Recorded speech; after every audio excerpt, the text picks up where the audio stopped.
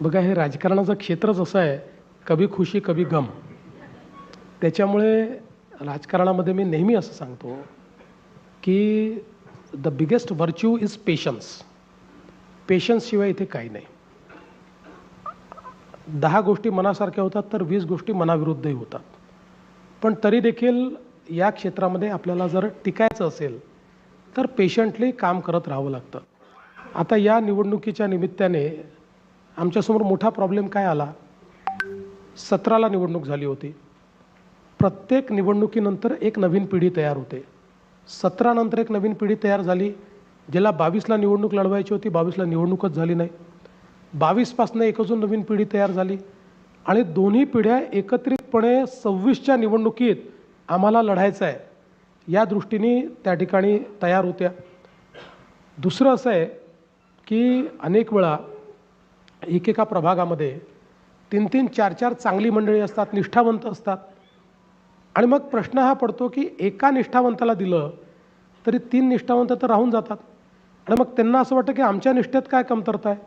बरं, आमच्याकडे अजून तरी अशी फुटपत्ती आली नाही किंवा असं मापही आलं नाही किंवा आर्टिफिशियल इंटेलिजन्सही तयार झालेला नाही कुठला टूल की कोण जास्त त्याच्यामध्ये बाबा आहे हे आपलं शोधून काढायचं, निष्ठावंत कोण जास्त निष्ठावंत आहे हे शोधण्याचा कुठला टूल नाही आहे.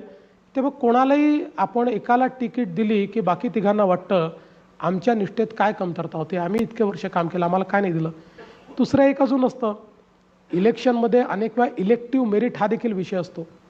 आपण जेव्हा कॉम्पिटिंग अशा प्रकारच्या व्यवस्थेमध्ये आहोत त्यावेळी कधीकधी चॉईस असतो प्रचंड निष्ठावंत कार्यकर्ता आणि निवडून येणारा कार्यकर्ता.